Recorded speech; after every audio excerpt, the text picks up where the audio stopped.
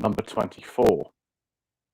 We are a couple of minutes earlier than we said we were going to start, so I am going to wait for some people to come on.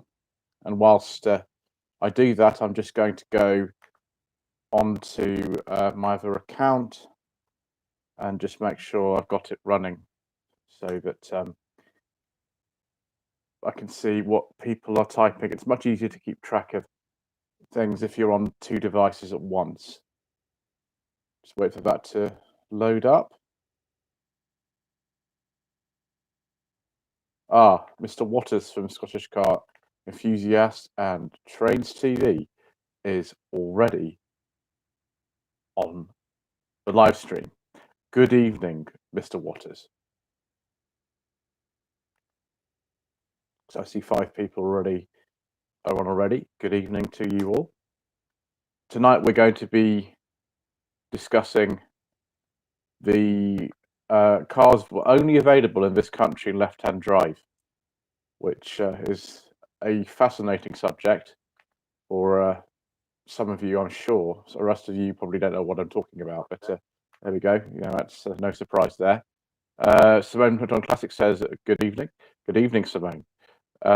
Mark from Bad Books says, good evening, sir. Good evening to you too. Chris Brown says, good evening.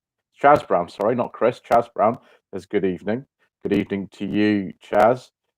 Mr. Richard Howlett says, hello. Hello to you, sir. And Jonathan Bramble says, evening as well. So we shall open up this box here. It's just a bit easier to keep track of things in the box just there. There we go. Mr. Sean Cook says, good evening, sir. He wants to talk about the Mercedes 500e. Yes, that is absolutely true. The 500e or later E500 was only available in this country in left-hand drive. A bit like the Lancia Delta Integrale sort of evolution, sort of later ones. Steve Carter says, hello and good evening. Good evening, sir. Carl Ravioli says, left-hand drive only UK cars. Good evening, sir. Good evening to you. Crazy Chris, aka Pluto, says, good evening, everybody. Good evening, sir. Chambers 101 says good evening. Good evening to you, sir. Carl Ravioli says, the Alfa Romeo 155 Q4 was left-hand drive only, I believe. I don't actually remember about that. I know there was a Q4 version of the 155, but I wouldn't be able to say actually. Maybe some of you can tell me if I'm right or wrong about that.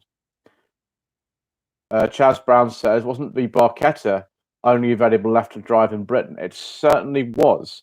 It was only available in left-hand drive in Britain. Officially, you could, however, get a right-hand drive conversion for that, which was most agreeable. I don't know if there are any of those left. I haven't seen the Barchetta for a long time. Simone Put on Classics says hello to Chris. Crazy Chris, aka Pluto, says, I was going to say Integrale, but I was beaten to it. You were indeed, sir, because I beat you to it myself. Mark from Bad Books says, have you got the upgraded channel member sticker? That's sort of the original channel member, because they're now on, a few stickers on, so they have a little icon of the card depending on how long they've been members. And Mr. Waters is also on that one. That is, from what I remember, that's the ZX Coupe. I think that one, Sony ZX Coupe, I think is the icon. So Mark, sorry, I've got sidetracked there. Mark says Mark II Volkswagen 16 valve. Well, so Mark II Scirocco 16 valve only available left-hand drive over here. Chaz Brown, yes, thought so. Very good, Chaz. Simone Put on Classics has reminded me that I should be showing you. We're still drinking this very nice rosé from last month. It's most agreeable. Yeah, that is very nice. So we've covered the beverage of choice. Mr. Waters from Scottish Car Enthusiast and Trains TV says the original Renault Twingo was left-hand drive when it came over to UK. I don't even know, to be honest, if they actually even bothered to sell the Twingo officially, the Mark 1. I think the first one we got here was the Mark II, and I reviewed a very, very early Mark II on the channel last September, although the video came through much later because I had this massive backlog at the time, which massively sort of saved me from running out of content when I had the coronavirus. So that I can't remember when it was released, but yeah, I did a Mark II Clio GT. That was quite good fun. The ride was very, very firm in that though. Mark One, there were reviews of the Twingo in this country at the time, but I don't think they ever actually sold them in 53 dealerships. But I could be wrong. Crazy Chris, okay, Peter says hello to Simone. Travelly says good evening to everyone. He was talking about the 33 series BMW before he retracted the message, but he's now obviously changed that to the original M3, which of course is completely true. The original M3 was only available in this country as a left-hand drive car. Chambers 101 says, hope everyone is doing well in these crazy times. They are indeed crazy times that we're living in, aren't they? Certainly. There's many things we could talk about, but one of them, of course, is second-hand car prices, which are crazy at the moment. Sean Cook says, the Twingo wasn't available in the UK, but was very sought after. Yeah, that's what I sort of understood. Simone says, I haven't driven a left-hand drive car, but have sat in Ferrari Dino. I do like a Ferrari Dino, just like in Persuaders, which was a left-hand drive one from the factory, driven by Tony Curtis, of course. Travelly says, yes, M3 E30. Yeah, absolutely. That's the one that you would have meant. For many, many years, there was a dealership in Virginia Water in Surrey called Ian Allen Motors that used to actually sell the Corvettes and Camaros in left-hand drive, but UK specification. I think there's one other dealership that sells them in Manchester. There might be more now, but at the time it was Ian Allen Motors would sell them. And actually, when I went over there, I don't know what we do. I went with Mr. Quiet from Planet Auto over there to see if we could get hold of a little Sanyong to go for a spin in, because they're mainly a Sanyong dealer now. But they had the Corvette and the Camaro there, so we took a look at them. Mr. Waters says to Sean Cook, that makes sense. For some reason, I thought it been on sale here by Renault as a left-hand drive. No, the Mark One Twingo was never sold over here, unfortunately. I don't think they could bother re-engineering it. Car Ravioli, perhaps one of the coolest cars I know of, the Renault Safran Bi-Turbo. Never heard of Renault Safran Bi-Turbo. That sounds interesting. Citroen's Antier Activa. I always forget what engine it was that was available in this country. I think it was one engine only in this country for right-hand drive. The other markets for the Activa got other engines that we only got. I think I think I'm right in saying it's the 2-litre turbo we got here. It could be in the V6. I always get those two confused. Travelly says the Cadillac Escalade. Yeah, I think the Escalade was sold here in left-hand drive for a time. Crazy Chris Ekiputus says, I think some Alpina BMWs are only available in left-hand drive over here. Yes, that's probably right. I'm not an expert on that kind of thing. The channel that you would need to ask that to would be Mr. Woolard on the Matt Beamer channel. He's much more of an expert at this sort of thing than I am. John Cook says, very interesting. You could have a Camaro or Corvette to left-hand drive. Yeah, only I think 2 dealerships sold the previous Corvette, and then of course alongside the Camaro in this country, but always left-hand drive.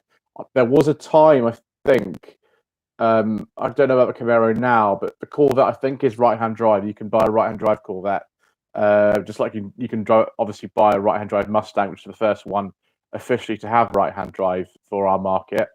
But there was a time I think you could buy a right-hand drive Camaro, but I could be wrong. Certainly the new Corvette is right-hand drive if you want one.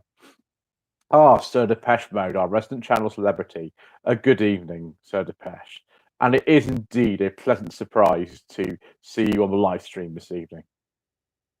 The funny thing about the car used in Goldfinger, there was a Mustang in Goldfinger, very early one, 64.5 Mustang used in Goldfinger, driven by, I think the name of the lady is Tanya Mallet. and that would have been a car that Ford would have supplied for the film. They also supplied a Country Squire, I think, as well. Although it's very strange, that car was only used in British suits. I think it's like a red color, and that was used in a scene filmed at Pinewood, and I think later on used at an aerodrome somewhere. And those were supposed to be set in America, but they were actually filmed in Britain. And so they had a few of the new models there. They crushed the new Lincoln Continental.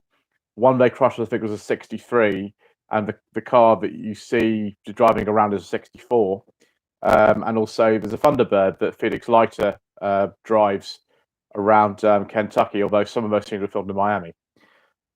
So yeah, Ford supplied a lot of left-hand drive cars for Goldfinger, despite the fact that it's supposedly a British film. But there's a question: is the James Bond series a British or American franchise?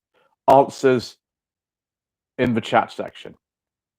Simone's been said a very kind thing. Don't forget to hit the thumbs up button. Thank you very much indeed, Simone. It all very much helps, and helps us, to share the videos to more people. So another sip of this rosé wine.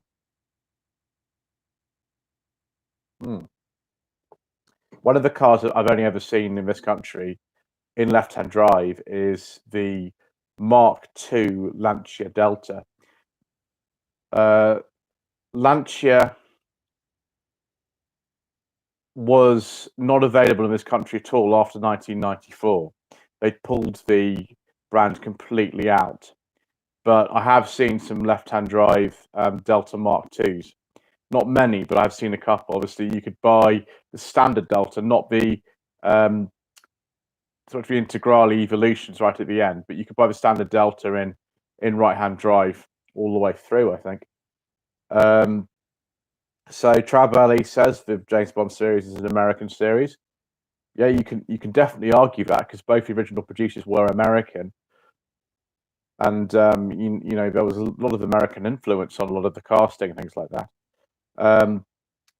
Mark from Bad Book says the 1987 Scirocco GTX 16 valve was special order only in left-hand drive in this country. Learn something new every day.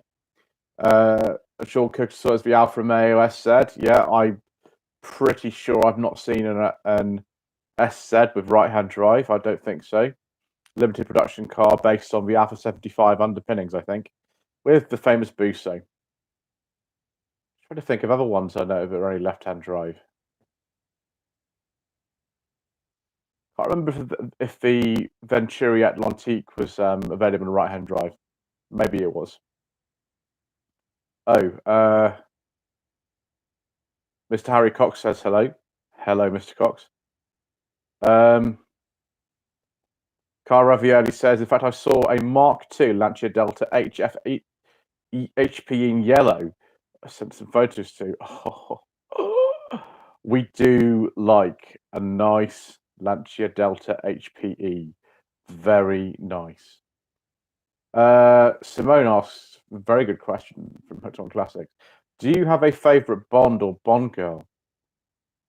I think it might be obvious kind of now, but I very much like On Her Majesty's Secret Service. I think that is probably the best film in the series.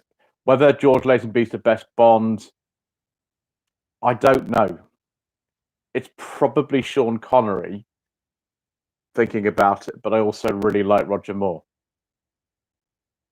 In terms of Bond girl, oh, no question, Dinah Rigg, of course, because as far as this channel is concerned, The Avengers is the best television series ever made. So it has to be Dinah Rigg. And she's on the Secret Service, so there's the answer. Carl Ravioli says this is Mark II Lancia Delta. I believe it's only one of 7 in Britain. Yeah, there's not many of those. Jonathan Bramble is talking about the DeLorean built in Northern Ireland, of course. There were some right-hand drive DeLoreans made, but there weren't many. The whole DeLorean story is, something for really another time. But most of the cars were left-hand drive, because they wanted to export them to America. That was the whole point of John DeLorean building the factory with British government aid in Northern Ireland, so that they could actually then sell the cars in America. But the cars were just not particularly well made, unfortunately. The people who started to build them were not very well trained on car manufacturing, on the whole. So it just took everything just took a bit longer to do, and they were getting better, but John DeLorean got himself involved in a stupid scandal with drug money and things like that, and so they didn't quite ever reach that point where they were sort of making them at the speed they wanted to with the proper quality. They would have got there, but it didn't happen, and they ran out of money, and he got involved in some stupid drug scandals and all sort of thing, and it all fell apart. It's a really sad story, that, actually. Sean Cook says, in the late 1990s, someone local had a Chevrolet Blazer, but I can't remember if she was left-hand drive. The Chevrolet Blazer was sold in the late 90s and early 2000s with, I think it was a 4.3 V6 in right-hand drive. They were sold in this country after being assembled in Austria, I think, as far as I know. Chablis says, this is an interesting question. How many countries drive on the left like they do in this country? It's about a third of the world is right-hand drive, and 2/3 is left-hand drive, from what I understand. Simone from the Classic says, I was going to say Diana Rigg. Yeah, well, yes. Anybody who's been following this channel for a long time will know that we do like Diana Rigg. R.I.P. She was an amazing lady, Diana Rigg. Dean Unknown says the long-term emission zone is expanding further. We all respected this right. We'll be in 25 in the next few years. Yes, the ultra emission zone is going to get even bigger. What a surprise. Trabelli says Live and Let Die is the best Bond film. I think it's good. I just, there's lots of good ones, and One of the Majestic Services is my favourite. That's just what I would say. Simone says Colin Chapman got mixed up with DeLorean. Sadly, yes, he helped to engineer the chassis, I think, of a DeLorean, and it didn't end well for him either. It's a shame. Harry Cox says, today my mother bought the last Vauxhall Mariva year, the top trim with 19,500 miles, £8,500. Yes, the Mariva was discontinued in 2017. I have driven a 2017 Mariva on the channel. A subscriber of mine called Adam has one. That wasn't the top trim; it was near the top, but there were others. The Vauxhall trim hierarchy is so confusing, but yeah, there were a couple at the top, with things like the parking sensor, the sat nav, things like that. They tended to be quite low mileage, actually, those Marivas, because a lot of them were Motability cars. Crazy Chris, aka Pluto, says there was a Cadillac available for a while in the 2000s. Yeah, there were multiple Cadillacs available in this country from around 1998 onwards. First of all, it was the STS, and then we also got the BLS, and we got the CTS as well, I think, for a time. The BLS was definitely right-hand drive, as was the STS. The CTS, I'm not sure. Sean Cook says the big boys didn't want John Zachary to succeed, but the worst winter for decades didn't help sales ever. Much either. No, that was another factor. People like sports cars in the sunshine, and bad weathers don't, help that. Simone from Petrol Classics asks, is the Mariva a badge engineered car? No, it's not. No. It's on a Corsa D chassis, or Corsa E, because those are on the same chassis, but it's not badge engineered. I don't think anybody else actually sold that, and the only other badge, apart from Opel, of course, because Vauxhall Opel are the same. Dean Unknown says the CTS is a rust buckets, aren't they? I've never actually seen a CTS, I don't think. I've seen a BLS estate. I mean, a BLS is essentially a Saab 9.3 with a facelift. That's all it is.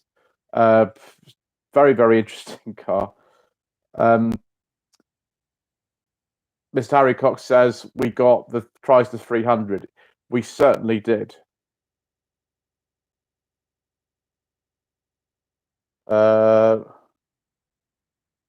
Travely says, as far as I know, Australia, New Zealand, Japan, India, Pakistan, South Africa, Cyprus, UK, and Ireland.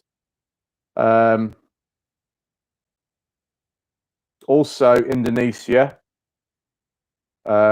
They were, yeah, their right-hand drive. I've actually been to Indonesia. Thailand, a right-hand drive. Malaysia, right-hand drive. I've been to all these places. There's quite a few actually. Japan's talking about the lump on scalp. I don't really want to talk about the lump on head. I live with this thing every day. You're not the one to look in the mirror and see it. So I prefer not to really talk about it. I have got the treatment plan for it, but I don't really like talking about it actually. Chambers 101. Were Mahindras sold over here left-hand drive in the 1990s? I think so. I've forgotten. Certainly, the Asia Rockstar was similar to a Mahindra, but not the same. It was sold by Kia actually. Asia Rockstar, that was sold over here in right-hand drive. Crazy Chris, aka Pluto, talking about the Vauxhall Agila. Yes, that's right. The first Agila was a rebadged Suzuki Wagon R, the second generation Wagon R, specifically the Plus model, because the Wagon R is actually a K car, so it's narrower than the model we got, which was the export model called Wagon R Plus, the second one. And then when they replaced the Agila, they replaced it with a car designed on the Suzuki Splash platform. The Suzuki Splash had a lot more General Motors input. I mean, all the engines in the Splash are General Motors, even though a lot of the interior is Suzuki. I've actually driven a Splash, and I've driven in a couple of the Agilas, although not on the channel.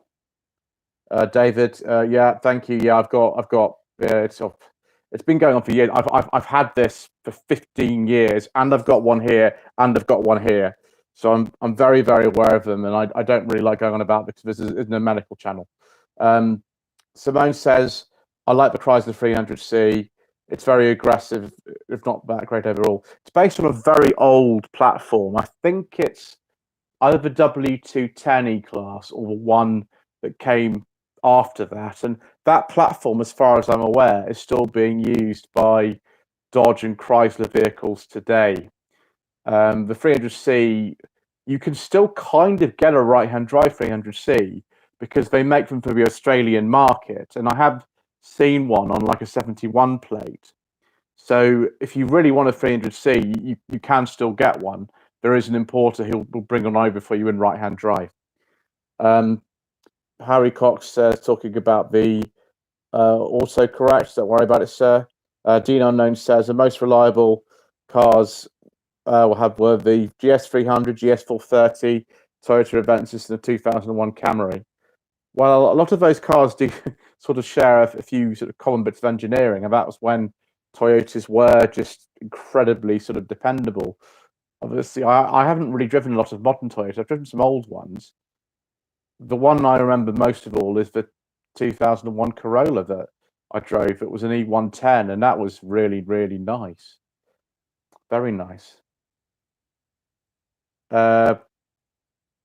Harry Cox, American cars are terrible on reliability. I think it depends really. Like, you know, there are cars that are really reliable from some nations, and the same nations can have unreliable cars. It just sort of depends, really. It depends what you're referring to and what you want. Simone says, Crazy Chris got all mixed up. Yeah, Gila, Mariva, Zafira. They obviously named like all those are, you know, in a similar way, so it is a bit confusing. Crazy Chris, like Pluto says, the Chrysler 300C is nice looking, but it's supposed to be poor quality. I've never driven one. I haven't ever driven one of those. I've driven a Chrysler Sebring and a Chrysler Delta. The Delta's on the channel. I drove that about 3 years ago. 300C I've never driven actually.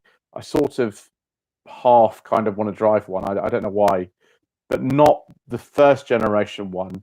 The one I want to drive is the second generation one, which is much, much rarer. And David Clark's is absolutely right. The Lancia Tamer sold from about 2011 onwards, not for very long. It wasn't sold for too long. And the second generation 300C were exactly the same car. In this country, we got the 300C under its. Oh no, I think sometimes it's just called the 300 in America, as far as I remember.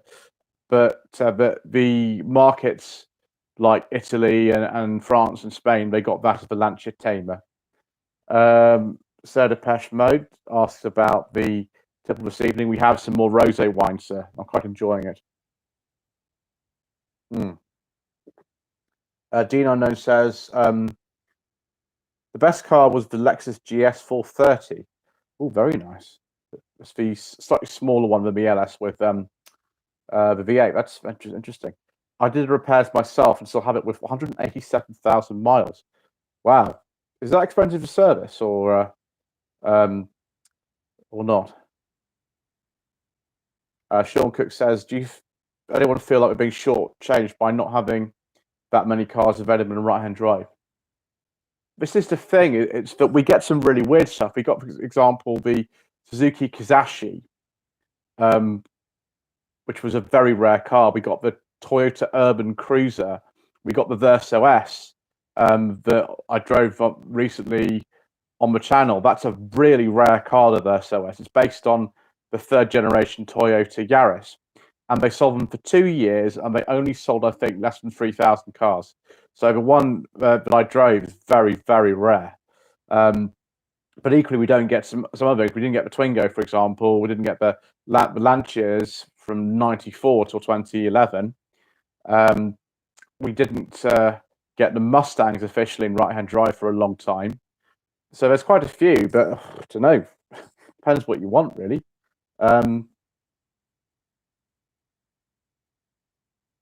Dean Unknown, what is the worst Audi in your opinion? Is it a wise choice to buy a 2004 Audi A4 3.2 V6 with 110,000 miles? Oh, dear. What's the worst Audi?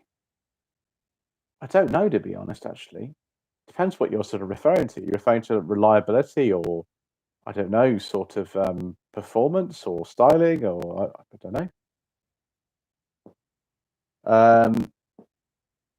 And yes, you do repairs on the car himself. That's very good. You're obviously very experienced, much better working on cars than I am. Sir Depeche Mode says, "My lady wife loves rosé." Yes, we do like rosé. Very nice. Oh, Trabelli's given a super chat donation, and he's done it hashtag Lada 80s millionaire lifestyle, just like the video from peculiar old car adverts from the Lada Panama advert from 1984. Oh, wow. Obviously, in Panama, there were people leading an excessive lifestyle. Thank you, sir, for the super chat donation. It means an awful lot. That'll go towards the cost of the hotel I booked for tomorrow. I'm going to do some filming down in Sussex on Monday morning. So here we go. Let's see. Yes. Crazy Chris Aki says we got the 300C, it's a range model. Yeah, Americans got low spec versions of 300 as well. Yeah, there were loads and loads of different engines that we didn't get available with the 300. In America, we didn't get a lot of them. Mr. Harry Cox says some larger SUV crossovers are offered only in certain markets, like the Kia Telluride, yeah, the Volkswagen Atlas, and lots of others. That's absolutely correct. There's lots of big American market cars we don't get, for example. Crazy Chris, aka Pluto, says just thought of one. The Opel GT, yes. There are actually 2 Opel GTs we didn't get over here. One was made in the early 70s, and one was made around, I think, 2008. It was also sold as a Pontiac Solstice, I think it was called. And there was another name that I've totally forgotten which it was. Saturn something, I forget. Saturn. And a Daewoo, I think, as well. We didn't get any of those in this country.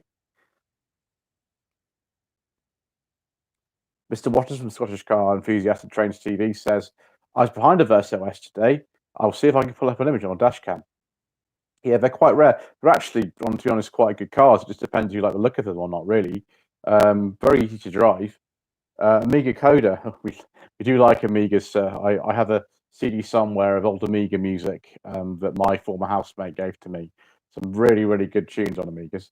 Volvo S60 T5 from 2003. 330,000 miles, and still going on original turbo. I did very much like the Volvo S60 I drove in 2020 on No Budget Reviews. It wasn't as fancy as a T5, but it was certainly really good. Simone Photon Classic says, in 2010, when I passed my driving test, I almost bought a Yugo 45. I've actually done a walk around on Yugo 45. I did one, I think it was August, September last year, and that was one of the worst cars I've ever seen in my life. The owner wants me to come back. Now he's done some work on it because it's quite rusty, so he's been doing some work on it. He wants me to go and drive it, but he just said how terrible it was to drive, and I'm still a little bit scared about that. But I've driven some much older cars now, so maybe I'll be okay. Dean Unknown says, I'm looking for a Toyota Aventus with 2.4 engine, but so hard to get. Would that be the Mark III Toyota Aventus, Dean? Sean Cook is saying hello to our resident channel celebrity, Sir Depeche.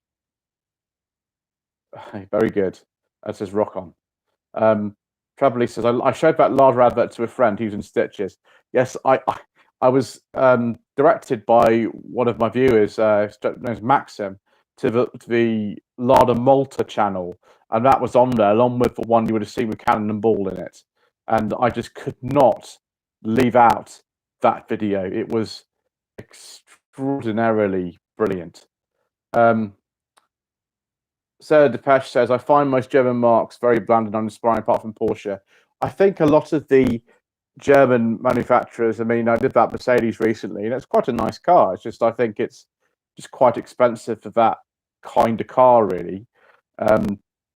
So, yeah, I think certainly there's a certain type of buyer that we're all chasing, and either you like it or you don't, just like most things, isn't it? Bad Books is talking again about the 1984 Lardo event from Panama. It was amazing. Mr. Harry Cox says, you've seen the new Sportage, and what are your thoughts? I haven't seen one, but Mr. Martin of JM on Cars has reviewed one, and he quite liked it. He went to the press launch, and you look at the JM on Cars channel, then you'll be able to actually see that. Crazy Chris Ekia Pluto says, talking about the 70s Opel GT, didn't realise it was a later one. Yes, there was actually. If you look up on Wikipedia or something, then you'll be able to find it. Simone says, SUVs are big, heavy, wasteful, unnecessary. Our Sanion Tivoli is not particularly big. It's not that uneconomical either. It's quite good for a normally aspirated 1.6. I once got 49 miles per gallon in that. It's a petrol. It's not the later ones that have smaller capacity turbo engines. It's an earlier one, and I quite like it. I find it very, very comfortable. But Sanion don't make any other types of car. They only make SUVs.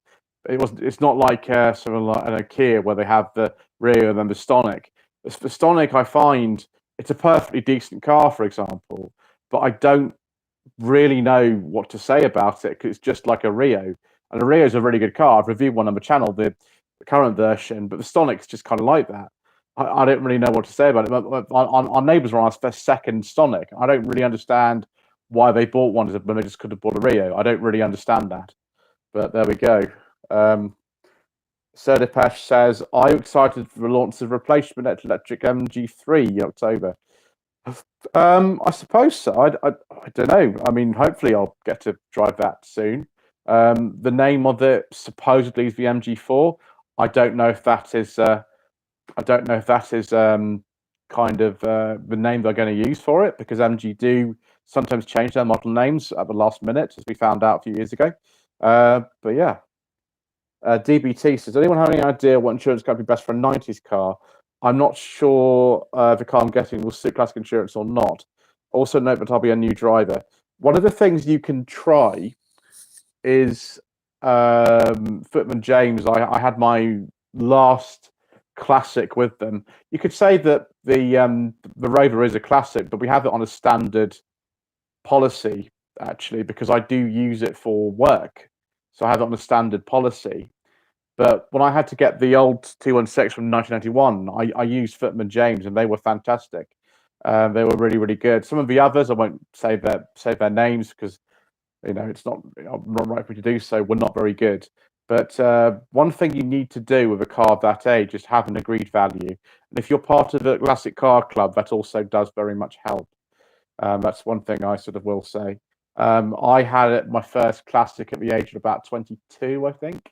It was my Dolomite from 1980, and that was actually done a standard policy. It was very cheap to insure, but that was back in 2005, so of course it was.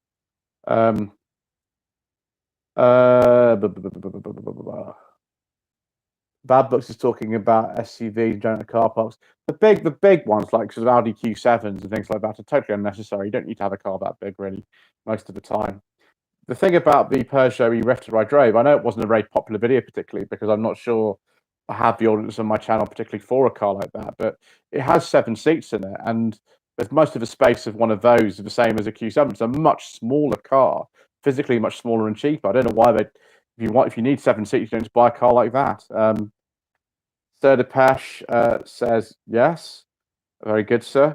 Ibby Khan says hello. Hello, Ibby. Ibby with the lovely base model Fabia, which drove last Sunday. Lots of you seem to have enjoyed that. Harry Cox says, I love the Ford car sport advertising. It's hilarious. Yes, the one you're talking about is one that was banned. There were a couple of those. One, I think, was killing a cat or something like that. There's another one as well. Yeah, the cat got chopped in the sunroof, I think. And they didn't actually broadcast that advert. It's just something that an advertising company made for Ford and was never broadcast. Simone says, have you heard that Lotus are making an SUV? The reason people make SUVs like sort of Lamborghini and Rolls-Royce and Bentley is because they make money for the company. Now, I'm not very fond of things like a Bentayga. I think Bentayga is one of the ugliest cars on the road, personally. But because that means you can have things like the Continental GT and this is a Mulsanne and things, they're there just to prop the company up and make money, essentially. So that with you Aston Martin, who've been losing money for years, it just helps to prop the company up, and that's the way I see it. It's not a car I'd buy, but I'd rather have Aston Martin around than not, really. The Traveller asks about Mr. Coleman. Mr. Coleman is very well. He's been doing some collaborative filming with a certain well-known YouTube channel over the last couple of days. I will say no more. Scottish Car Enthusiast and Trains TV is talking to Sir Depeche. I've seen some pictures of the MG4 the other day. It looks good. I've seen the pictures of the MG4, but the styling is a bit controversial of that. I don't know whether I like it or not. I'll have to reserve judgment to actually see that in the metal. Crazy Close IQ, Pluto says to DBT, regular insurance is cheaper, but if you have an accident and the car's written off, you won't get a true value. You get what they call market value, I think, rather than an agreed value. Mr. Harry Cox says, I saw my first 22 reg vehicle as a Ford Transit. Yes, I saw a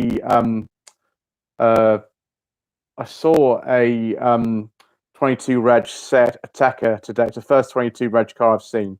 It was a Seat Ateca. Mr. Waters of Scottish Car Enthusiast and Trains TV asks about KGF. Thing about KGF and Mr. Coleman and I mean, Mr. Coleman knows everything about this sort of stuff because he does. He just says they're just way too expensive. Like the price is just too high. They're very nice and everything. But there was one he looked at many years ago, and I'm not going to tell you what car it was, but it wasn't as good as it appeared at all. And after that, I think he went off with it a little bit because he knows the specifications of the cars exactly, and it wasn't quite the spec that they said. So that could happen to anyone. I mean, it's not just them who do it, but I just think I just think the cars are a little bit too expensive. Very nice though. Crazy Chris, aka Pluto says, example, my 1999 E46 Coupe is valued at £5,000 classic policy. Is on regular insurance. We're lucky to get 1,500. Yeah, perhaps. Yeah. Bad Books again, talking about KDF classics. Near where he's in Peterborough. Yeah, there are a few cars on eBay that they have. Yes, Mr. Depeche Mode has seen their channel as well. Amiga Coda asked, "What's the most anonymous car to have and in what color?" That's a very good question. Probably the Mark 6 Golf that I drove on Sensible Secondhand Reviews last year. It was in black. It was a 2011 in black, and there I couldn't really find anything to say. Once I'd listed off the engines and trim levels available in it, I couldn't really think of much else to say. Unfortunately, they just slip into the background. It was nice and solid and everything, but just very unmemorable. Black is one of the most common colours, so yeah, probably that one. Scottish car enthusiast and trains TV, Mr. Waters, he's talking about a car that they had to sell at KGF, Mark 6 Escort gear, that's come back to Scotland. I really want to try an Escort Mark 6. One of my friends, Mr. Mackland from the Mackland's Motors channel, actually drove a Mark 6 quite recently. I was slightly envious of him, actually, to be honest. I really want to drive a Mark 6 Escort. I've driven a Mark 5B, but not a Mark 6. Sir Depeche says, I personally think a push came to shove and government assistance to begin Aston Martin to face administration. I can't remember if they've had government assistance or not, actually. Somebody who's more au fait of the company than me will be able to answer that question. But we do like Aston Martin on this channel, of course. Marvin Badbook says to Mr. Waters, it's rare to see a Mark 6 Escort, especially a gear. Yeah, the Mark 6 Escort, there is one that lives quite close to here. It's actually on a Y plate. It's a very, very late one. Because production of those finished in 2000, and it was only limited production from 98. So be on a Y, which is mid 2001, is very, very unusual. I think it's a finesse, 1.6, I think 1.6 finesse, and green. They were quite rusty. They had no value. They're still not that valuable, actually, Mark 5 and 6 Escorts, unless you go for the special ones like an RS2000. And there were just loads of them. Nobody cared about them. That's why there aren't any. That's why there aren't many left. Sean Cook, that's a good question. This about what's the most anonymous car. Amiga Coda, a white Dacia Sandero base model with the access from 2018. Yeah, the new one's not as anonymous as the old one. Simone says, I went to a car meet on Sunday. It's a very good day. Oh, excellent, Simone. You got to go to a car meet. That's really good. Is that on your channel yet? Anthony Henry, did you ever drive a Rover Coupe with a Targa roof, either 1.8 VVC or 2-T series? Yes, I have. I've actually driven two.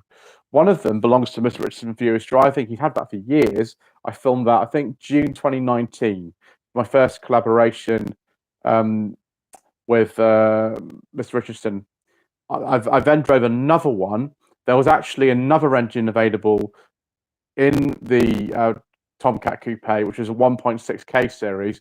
Then before that, it was the 1.6 Honda engine, D series. And the one I drove, the second one, was a later car with a later interior. Mr. Richardson's one is a 93. This was a 1997, I think, or 98, I forget which, on an R plate. It was a 1.6K series on No Budget Reviews. I quite like those. I'm a big fan of R8s generally, and I've had two of them myself. Not the coupes, but standard sort of 5-door hatches. Mr. Waters, Scottish car enthusiast and trains TV. What is your thoughts on the ever-increasing fuel prices? It's a shame, but there's nothing we can do about them at the moment. It's all to do with this silly stuff that's going on in Ukraine and Vladimir Putin not being sensible, which is just making everyone's life a little bit difficult at the moment. I don't think there's really much we can do about it. I don't know what to say, I'm afraid. It's just a real shame. So So Depeche Mode says, I think the NG4 pictures you've seen so far are artist impressions rather than finished product. Will hit the showrooms that goes and sell. Yes, I think you're absolutely right, said Depeche. Those photographs, no, they're not photos, but they're artist impressions. And they're not maybe the finished product. There are photographs of a disguised car going around as well. But what will it look like actually in the UK spec, I don't know. I think Mr. Waters is talking about the Escort Mark 6 gear. It's very low mileage, that. So, Depeche, you know we don't talk about the diesels on this channel, sir. You know you mentioned a forbidden fuel. Please don't do it in future.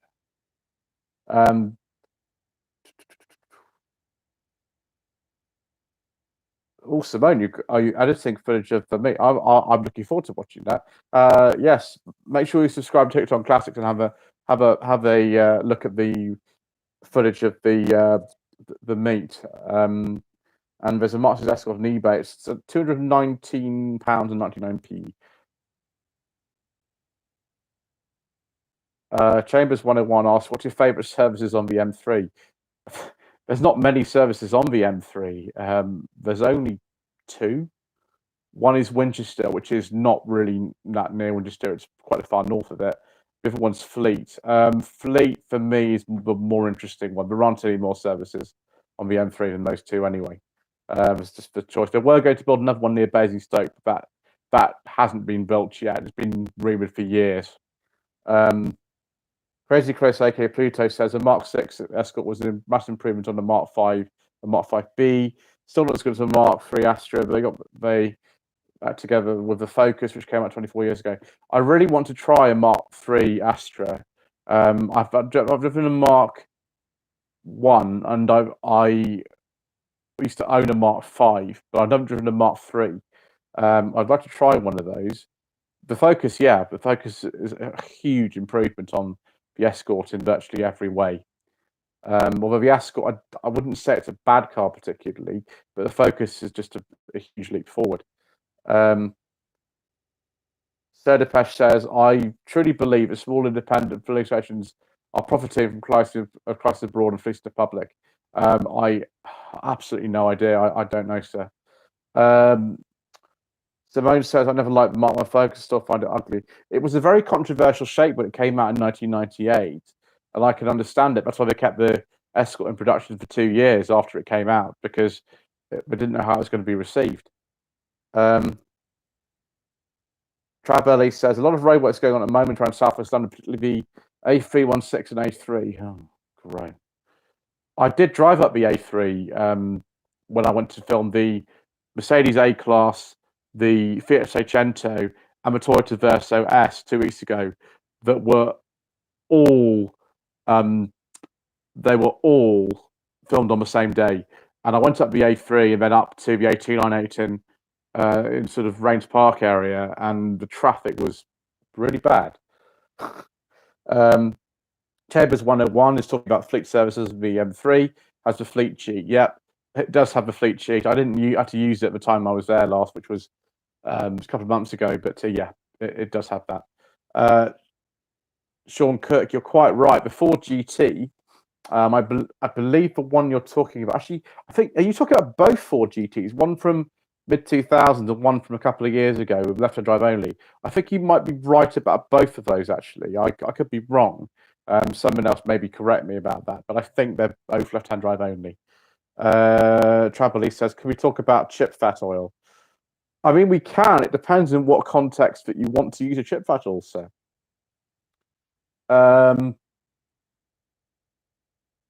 Crazy Chris, aka Pluto, is talking with Simone about the styling of the Mark 1 Focus is a bit Marmite. Personally, he likes it, but very nice drive. Yeah, the Escort isn't as nice to drive as the Mark 1 Focus. That's absolutely true. It's all right, but to be honest, I think a Rover R8 drives a bit nicer than a Mark 5 Escort. And Sean Cook is talking about chip fat oil. Just make sure you sort of keep it within the right boundaries of the channel. Mr. Waters is also talking with Sir Depeche about service stations profiteering out of you know, the current crisis that's going on in Ukraine. Yeah, that'll be an interesting video, Mr. Waters, about the fuel stations that are within 10 miles of your house and the different prices. That would be interesting. Oh, Mr. Coleman is here. Good evening, Mr. Coleman, says Mr. Waters. And I say, good evening to you as well, sir. Mr. Coleman has been very busy over the last couple of days doing something extremely helpful.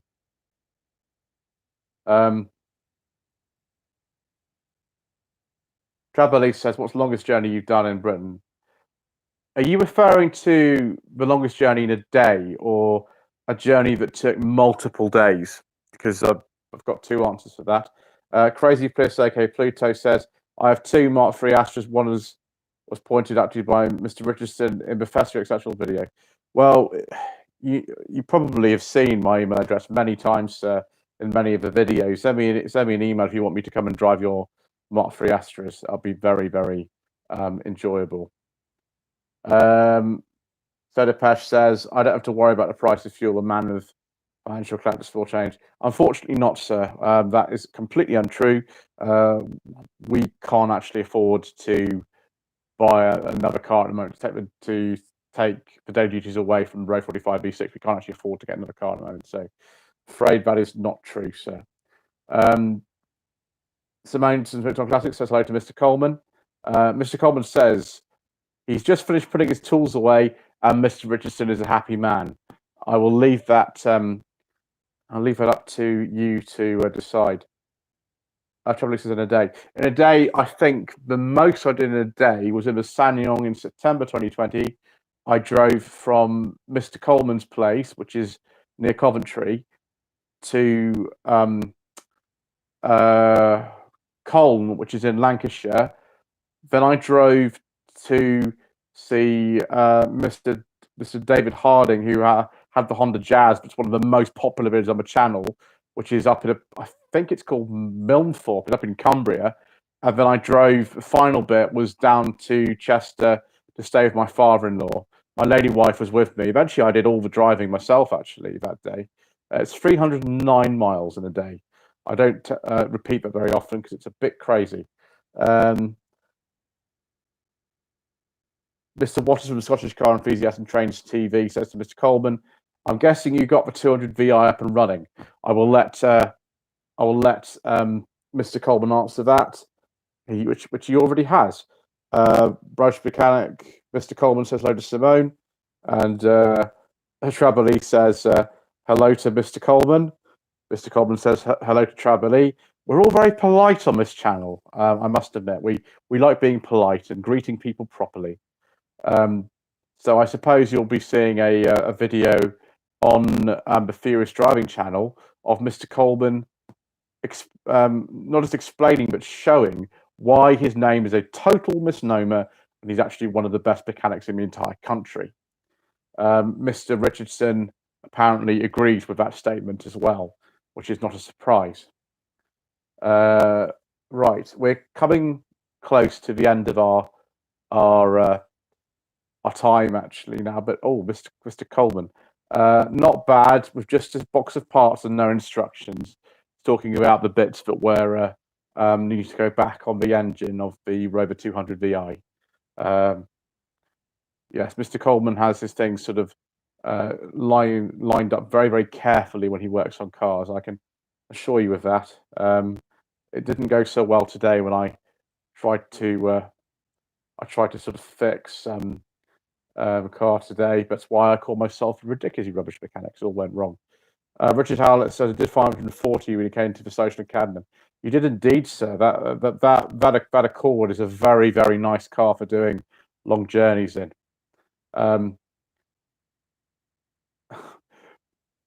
Serdapash is saying hello to Mr. Coleman.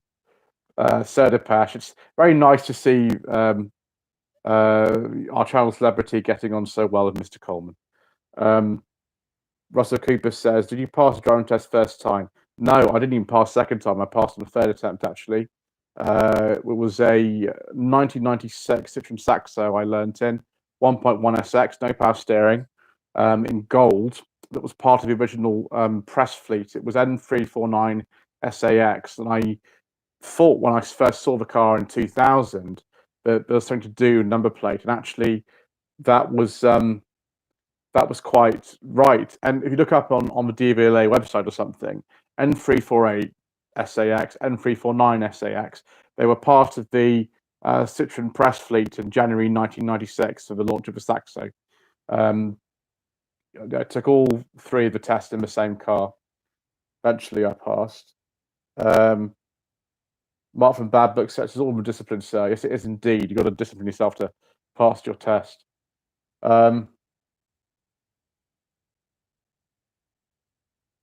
Car Enthusiast and Trains TV says, Richard Howell, I think, did the same right on Motor Summit Social. It's a very long way, sir. Richard Howell says, a good day. Yes, we enjoyed it. I've said, Apache, don't be so down, sir. Don't be so down about it. Right. Do we have anything else to actually say, or should we call it a day? Because it's I'm on 56 minutes here. Mr. G says, don't forget to hit the like button. Well, thank you very much, sir. It's very kind. So, Manfred Classic. So, I first started trying to drive in 1994 as a Peugeot 205 with an engine we can't talk about. Mr. Coleman says, first is driven as commentary in Morocco. Is that one day, sir? Yes, it was, of course. I remember you saying. Trabelli says, third time. Yes. The thing is, I don't know how to sort of say this in the right way, but in comparison with someone like Mr. Coleman, I'm not a particularly good driver. And Alex Max's assets will also kind of say this as well. I'm just not particularly good at driving anything that's not got power steering and a dual mass flywheel and, you know, easy clutch in it. It's just the way that I am. I can sort of manage, but in comparison with people like that, I just don't have the motor skills and hand-to-eye coordination or whatever else you need to be able to do it, or sort of the experience of the really old stuff.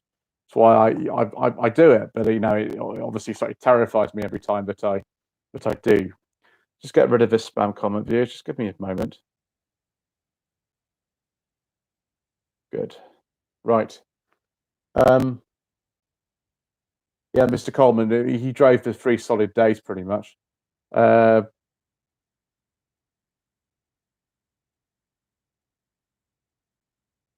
Sean Cook says the worst Audi 1994 Audi 80 1.6. 1.6 bit miserable, sir. Crazy Chris Akipruta says both Astras are petrol, fortunately. Yes, good. That's what we like. Richard Howard says I've done well over 600 going to Scotland.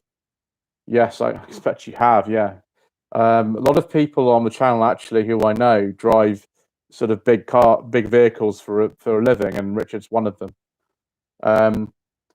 Sir Depeche says, round of applause. It's been an enjoyable evening. Thank you very much indeed, sir. You're very kind. Trouble says, would you consider doing ADT? That's advanced driving. I have considered it, but I'm not actually sure I can kind of afford it at the moment. I'm not sure I can. Simone says there was never a forbidden fuel Cortina. Mr. Coleman, if you're still there, was there ever a forbidden fuel Cortina in some of the markets? Because I don't actually know the answer to that question. I've never seen a forbidden fuel Cortina. Mark from Bad Books, I think we'll take this as one of the last ones. Driving tests have a lot to do with luck on the day. I don't want to go into what actually happened on the first test, but the first thing I did was drive through an empty parking bay at the test centre before I'd even left. So I actually failed before I'd left the test centre. Wonderful. So we'll leave you that thought and the fact that Mr. Coleman says there were no forbidden fuel Cortinas. And we'll say thank you ever so much indeed, once again, for watching a slightly less professional live stream, number 24. Thank you very much for the super chat donation that we've received. Don't forget to like this video, leave a comment below, and we'll see you again in 2 weeks' time.